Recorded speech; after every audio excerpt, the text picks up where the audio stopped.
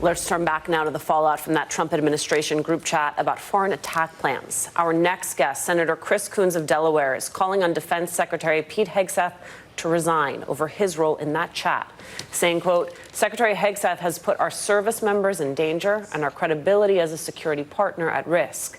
He can no longer credibly claim that he makes our country safer. For the good of our nation, he must resign. Senator Coons joins us now. He is a member of the Senate Foreign Relations Committee.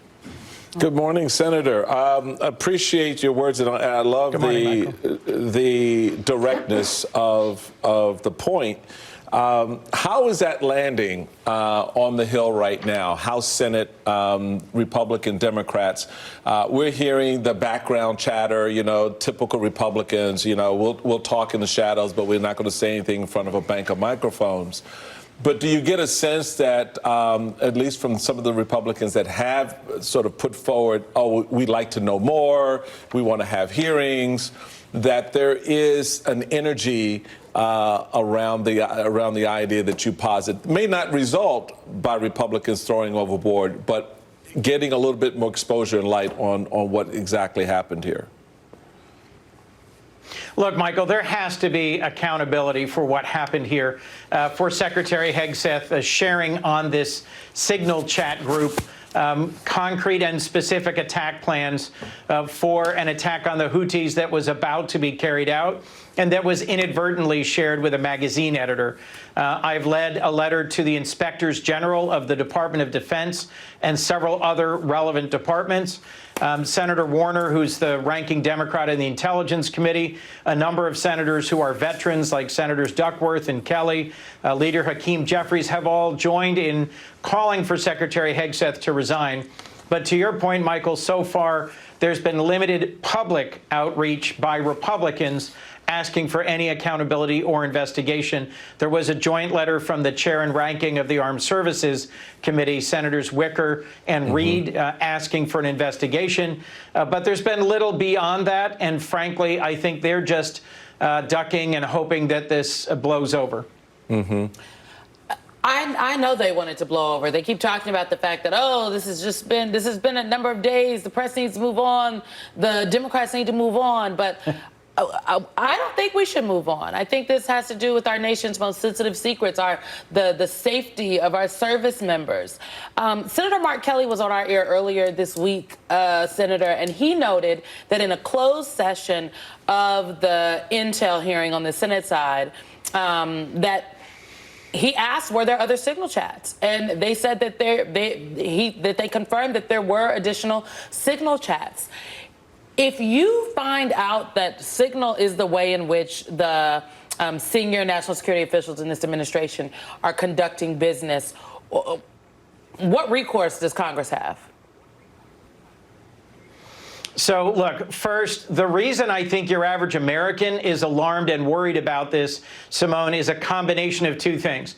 One, this put our service members at risk. If you know exactly when aircraft are coming off of an aircraft carrier, exactly when our troops or our planes or our resources are moving in an attack, it puts them at risk.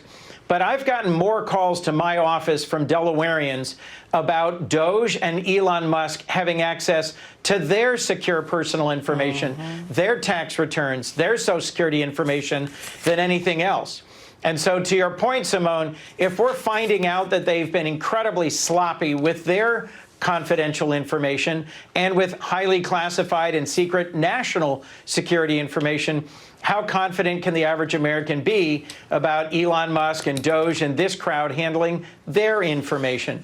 A recent press outlet said that in a 5-minute search on the internet using a data broker, they were able to get the Venmo account, the personal cell phone, the personal email, and the passwords of many of these senior folks like Hegseth and Waltz and Tulsi Gabbard, which suggests that they really aren't handling security very well at all.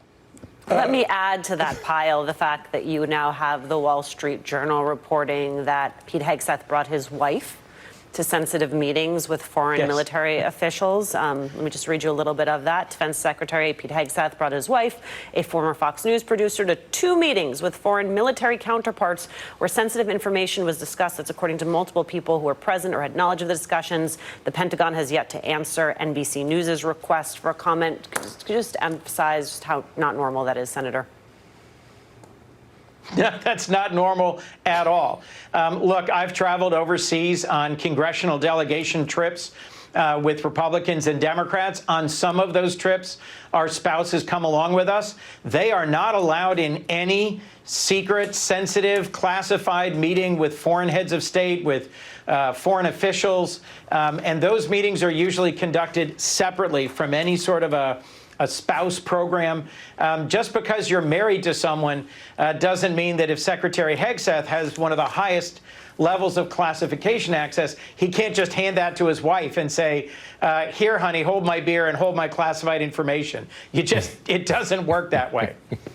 So, talking about not working that way, I give you our Attorney General, Pam Bondi, whose, in my view, arrogance in the job is stultifying and really regressive. She had this to say about the Signal safe way as being a safe way to communicate. Just listen to her reasoning.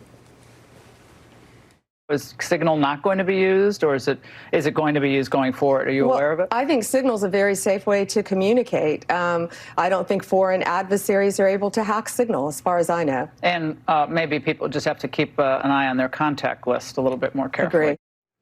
So, Senator, is she being deliberately ignorant? Just for the sake of just sort of playing down this whole thing? Because as the Attorney General of the United States, I think she would understand that, in fact, our foreign adversaries absolutely know how to dip into it. As the former director of the CIA, Brennan, sat at this table just a segment or two ago and said, yes, the communication between me and Symone and Alicia is encrypted when we send it, but at the end points, once we get it on this thing, if the phone is compromised, Madam Attorney General, they can access that information. So no, in the end, Signal is not the best way to play the game, okay? Come on, people. Stop playing us for stupid. Exactly. Signal Your response, I'm sorry. Signal and WhatsApp are more secure than just open texting, but they are far from secure enough to handle classified national security information. Anyone who serves in the cabinet, anyone who serves in the Congress knows this. If we're talking about attack plans for the U.S. military, that's highly sensitive, detailed information that's classified. And you can't just throw it around on whatever app you think is going to be secure today. And you're absolutely right, Michael. If your phone is compromised, even though the transfer from phone to phone may be encrypted, our adversaries would be able to get that right off your phone. I mean, and the way Michael Steele just held up his phone for all of the text messages we've seen, I would hope we're going to send him right on over to NBC Digital Security as soon as this show is over. I know the Trump administration wants us to move on from this story, but we will not be moving on. We cannot let it go because it is so important. But we can also walk and chew gum at the same time. And Delaware Online is reporting that Donald Trump has canceled food aid amounting to a loss of 900,000 meals for the Food Bank of Delaware. And this is the nonprofit that provides food for food insecure Delawareans across the state. It was told that all 19 truckloads scheduled for delivery over the next few months have been canceled. How does this help bring inflation down? How does this help people who are struggling? I thought, Senator, that people voted for the economy. It was about the price of eggs. So that's right. This is another example of how, for many of the folks leading this administration, the cruelty is the point. They are moving a bill through Congress that will slash Medicaid, will slash school lunches, will slash programs like this that provide affordable food for hungry Americans, food bought from our farmers and food processing companies and then given to low-income seniors and children and families.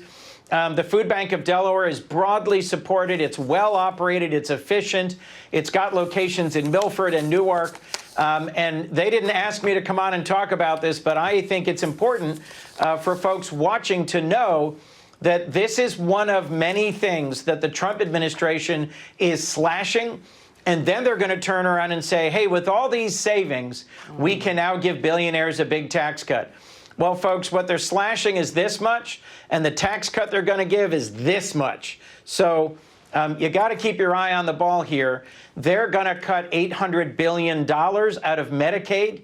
I did an event here in Delaware with my congressional colleagues last week, focusing on the patients, the caregivers, the families that will be impacted by this huge cut to Medicaid.